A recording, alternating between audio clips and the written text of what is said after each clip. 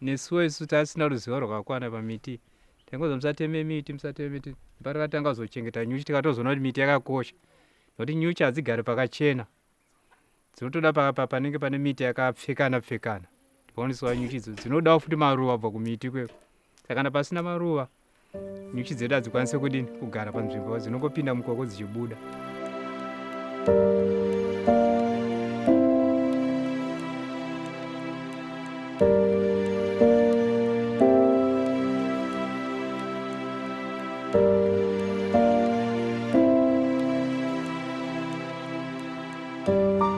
In the heart of Zimbabwe's arid north, where the sun scorches the earth and forests still stand proud, a quiet crisis has been unfolding.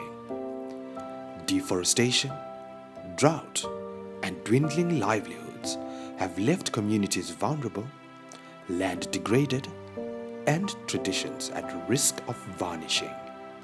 But from the dry soil, a new kind of hope is growing, rooted not in timber, but in the forgotten treasures of the forest. Baobab, masawu, honey. These non-timber forest products are more than just natural resources. They are lifelines. In fact, they are the future.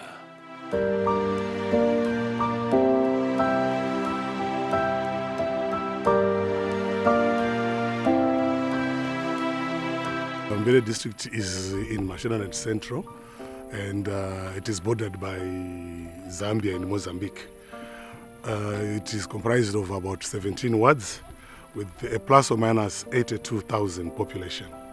The general climate of Mbire is that we are sometimes always or perennial hit by droughts or floods. So food security is one of our major problems here in Mbire. Kuno kuMuzarabani kuward 27 kwandogara inzvimbo inopisa region 5.5 pamvura papa inotinetsei. Saka tinorarama nekurima mapfunde nenzungu sunflower. Asi kunyanya mapfunde nenzungu ndo zvatinonyanya kurarama nazvo. Inini nemhuri yangu tinorarama nekurima, ndo patinotorarama tiri. Mashonaland Central Province is endowed with vast tracts of forests.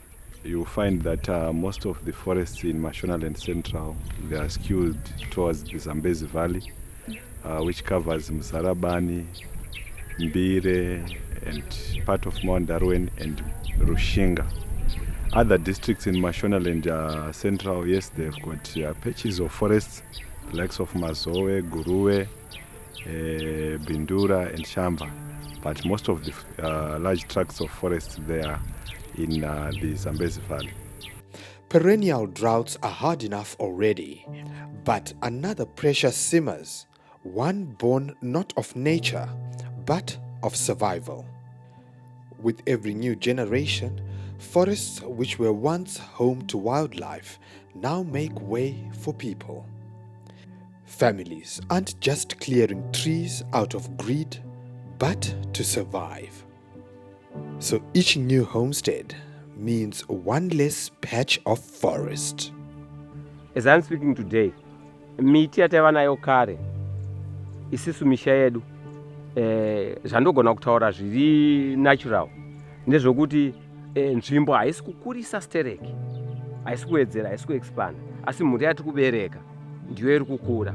So you find kuti kumwe kwangu kune masango tikwanisa kuendesawo vamwe vana kuti vanogara kunzvimbo idzodzo. So you find kuti miti yanga iriko iri kwanisa kunge ichidamburwa, vana vachikwanisa kuwana nzvimbo mastenzi, vamwe vachikwanisa kuwana minda.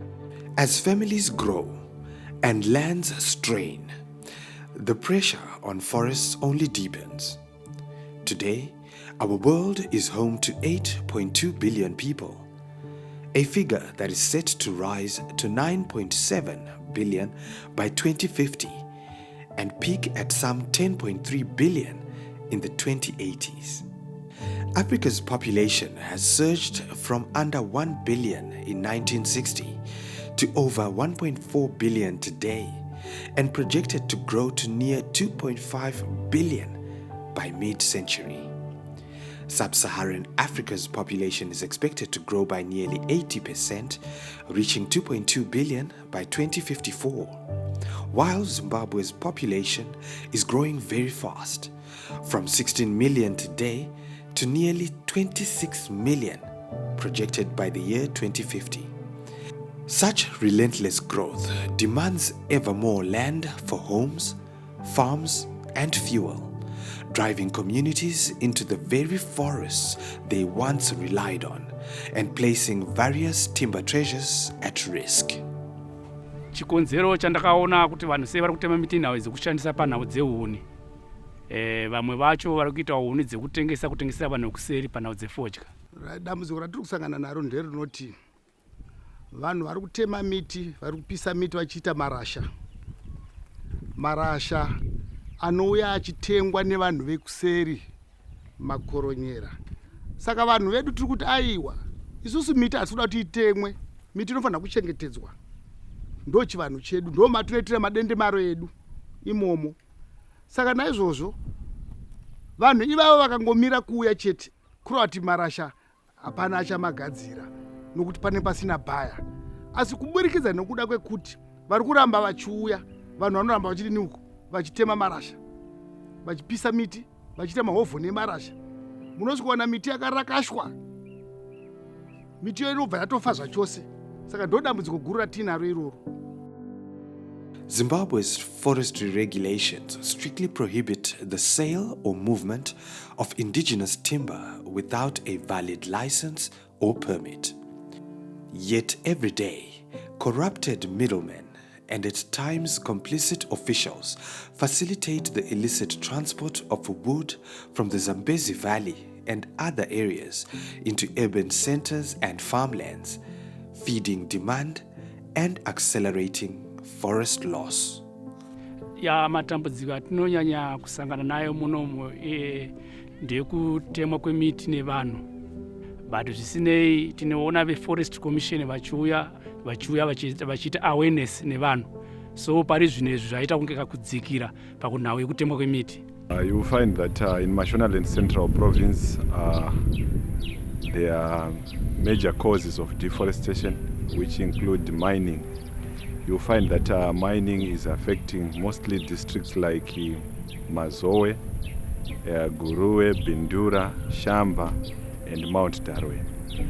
There is also another major cause of deforestation in Mashonaland Central, which is tobacco farming. So most of the tobacco farming regions such as Masawu, Guruwe, Mount Darwe, Bindura and Shamba, they are also affected by people who are looking for firewood to cure their tobacco. And this has actually extended to other districts which are not farming tobacco. The likes of Mbire, you find some people are now coming down into Mbire to collect firewood. The same applies to Lower Muzarabani. There is no tobacco farming there, but most people, they are coming down the valley to get the firewood for tobacco curing.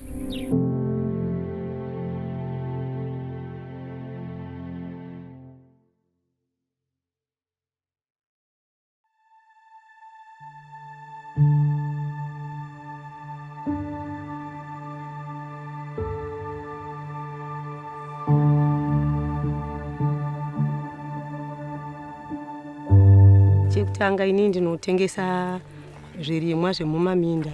Tinohodha zvinhu zvinorimwawo nevamwe zvanenge ndisina. Zvimwe zvakaita sekuti mumunda mangu hamuna kukwanisa kubuda mauyu kana magaka kana zvimwewo zvezvimwe kana nzungu. Kozoita tinononga mauyu, tine miti yemuuyu yakaita seishi yandinayo pano parova. Tinononga mauyu kana aoma totengesa tongesa pamusika panova pamba pangu ipapo panopandigere. Rosa Manyepa makes her living from selling farm produce at her homestead. However, in the arid Mbire region, where droughts can wipe out entire sorghum and groundnuts harvests, she has turned to non-timber forest products to fill the gap. Non-timber forest products are goods harvested from forests that don't require cutting down trees.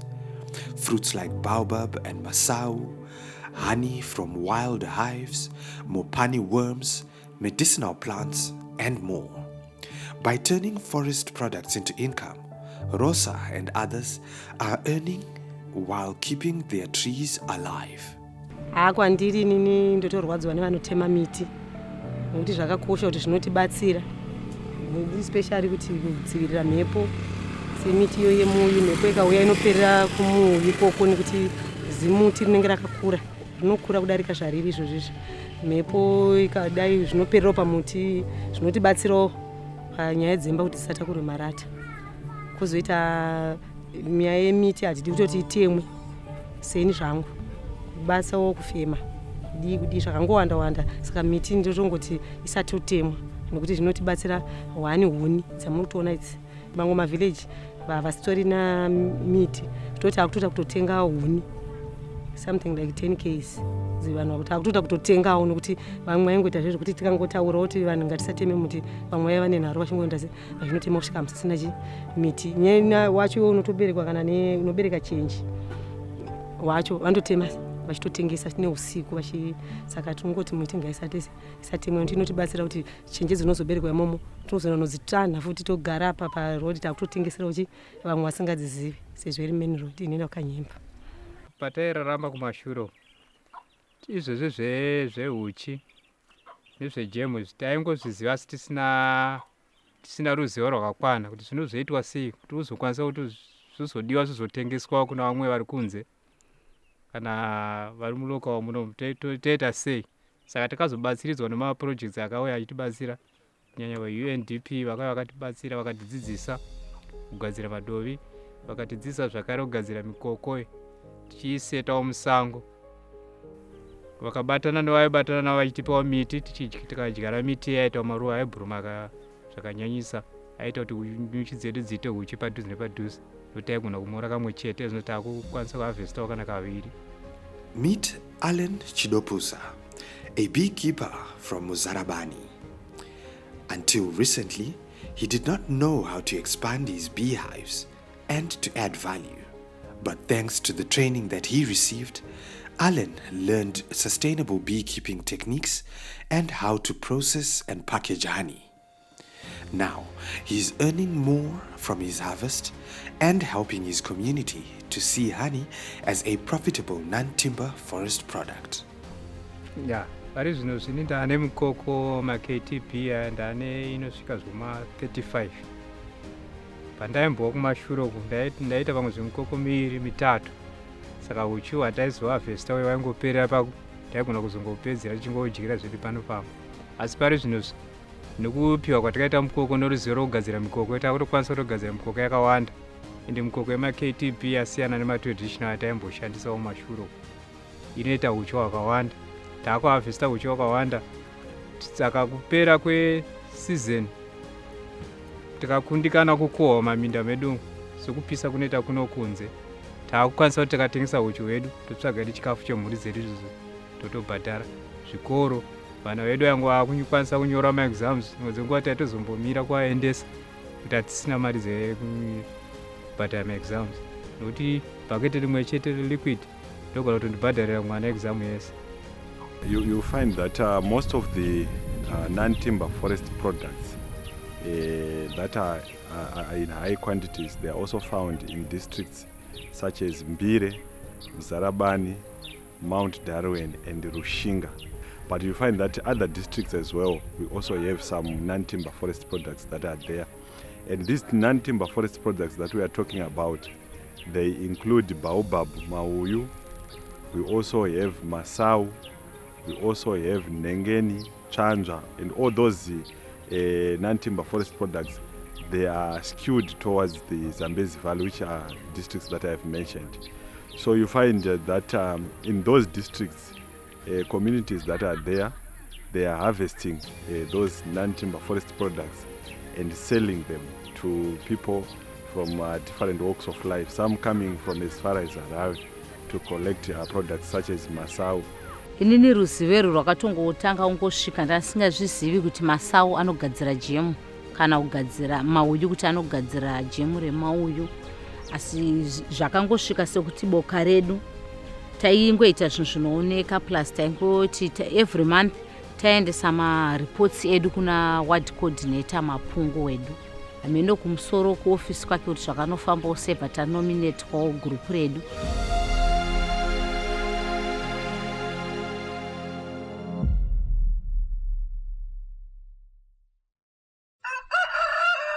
kare zvavaita kwave nemitemo yokuti kana munhu aita zviri kunze kwemurawo atema muti for no apparent reason, ani ndizvozvo aine muripo waibhadhariswa, izvozvo zvaibatsira kukondrola masango iwayo. Saizvozvo sekugara kwatakaita pasi neve-CHBC Central Base kwakagadzirwa mabylaws, hatisirisu takamagadzira, akagadzirwa necommunity nokuti takadana mavillage heads from different angles, takagara pasi tichionesana kuti todii nemunhu anotema muti. Saka semuenzaniso takawirana kuti anenge atema muti mumwe chete anoripa mbudzi 3, kuri ati akatema miti 10 kuri 10 times 3 imbudzi 30 dzaanobvisa. Izvozvozvo ndo zvaakutombotibatsiridza kuti masango edu anga achichengetedzeka. Vakuru vedu vairaramiswa zvakanyanya nemichero. Saizvozvi taane makore 2 tiri munzara, vanhu vairaramiswa nemasawu, vairaramiswa neshuma, chenje dzatoti chenje, vairaramiswa nemauyu, tsiga. Mienzaniso yandiri kupa yemichero yairaramisa vapenyu. Saka iko zvozvi mimwe miti yacho semishuma hakuchina, vanhu vapedza kutema vachiita huni. Anzwawo kuda kungotema kuvaka chidanga chake, anongonotema miti yemichero otovaka chidanga chake chembudzi kana chehuku. Saka izvozvozvo ndo matambudziko atiri kusanganidzana nawo iwayo, atiri kuti tibatsirane neve-forestry commission tichengetedze nharaunda dzipi idzodzo. Vana vedu vagazozivawo kuti uyu ndo unonzi mushuma, uyu ndo unonzi musawu, uyu ndiwo muuyu. Zvekare miti iyoyo sandizvo zvoga zvainobatsira, kune zvirwere zvinorapwa zvekare nemiti yakaita saiyoyo. Tine matowe, mashizha emutowe anorapa BP akabhoiriswa. Saka kana tisina mutowe wacho kuri ati munhu anotosvika mukuparara. Iyo mishonga yatiri kutengeswa kumafamasi iwayo inogadzirwa nemiti yechibhoyi. Trees have always been more than wood or shade. They are healers, protectors, and silent companions in African life. Take aloe vera, for example. In modern medicine, it's prized for its ability to heal skin, soothe burns, and reduce inflammation. Yet long before it entered the cosmetic shelves, villagers in places like Mbire used to care for their poultry, enhancing digestion, boosting immunity, and improving growth through aloe vera. Or take the mighty Baobab. Its vitamin C-rich fruit once crushed into traditional remedies for fever, diarrhea, and skin ailments. Today, it flavors international yogurts, energy drinks, and superfood smoothies. Leaders like Chief Kasekete have always known that the forest is a pharmacy, and it is one that we are always supposed to protect. We have a lot of non-timber products in terms of fruits. We have masawu, mauyu, and many others, anani and etc. These have usually come in handy in times of drought or even flooding. They've come in as supplementary to our food situation. However, most of the families go out there and harvest them to sell, for resale. But we've noticed that we have attracted a market from outside of Mbire that has been taking these non-timber products for a song, whilst our people toiled to gather the fruits. Pakutengesa kwatinoita kana tagadzira maproducts edu tinotengesa nemari, asi kana tichitengesa munharaunda medu matigere munomu each bottle toita $1 nenyaya yekuti ndo mune zviwanikwa zvachona. Takangopota kuseri kwegomo tisiri munharaunda medu muno toita kuita $50. asi kana patinoenda kuma-agriculture shows kuti tinotoenda tichinoexhibita maproducts edu tinoita $2 per bottle ende zvichinyatsofamba achitengwa tinetenge tatozogadzira mashoma takutobhlemana. Across the Zambezi Valley, the story is shifting. What once helped families to merely survive is now powering rural industries. A growing number of communities, especially women, are beginning to see the true worth of what the forest provides, not just as raw fruit, but as market-ready value-added products. Nekuda kuoma kwezvekuraramisa kuti mvura haisi kunaya, takangofunga semadzimai tiri 10 kuti ko tikapota tichibika maislola tichitengesa pachikoro nekunzungu dzedu dzatairema nekuti nzungu dzaisvika hadzona dzisina uwandi hwakanyanya tichitengesa dovi. Ndopatakazowana vesafaya vakati aiwa munotogona kuita zvimwe zvakadarika kubika maislolo. Ndobva tatoita workshop iri maringe nekubika mauyu jemu nemasawu jemu. Vakabva vazotibatsira nemishini, vakabva vatipa mishini yekukuisa dovi, tikabva taramba takutoenderera mberi. In one corner of Mbire, a modest but fully operational processing center stands as proof that with the right infrastructure, local potential can be unlocked. Here, seasonal maintenance work continues throughout the year, quiet for now, but always ready to roll back into life come harvest time. And just a few meters away, foundations are being laid for something even bigger. A newly constructed, donor-funded, non-timber forest product processing plant is rising from the ground with promise. After years of low returns and hard work, the future finally looks sweeter. As governments, in conjunction and in partnership with our partners, for example, Tariri and CIMIT and the others, Jeff, to mention a few, we've come in to assist our communities to add value. For example, we are now in the process of calculating the hectareage and coverage of our non-timber fruits. In partnership with Jeff, government has also constructed a honey processing center here in Mbire, where honey is harvested and processed to a finished product. And the prices have actually become reasonable. As for masawu and the mauyu and among other non-timber fruits, there is a processing center, a non-timber processing center that has been constructed just behind these offices, where we will make sure that there will be masawu drinks, mauyu drinks, and all those products.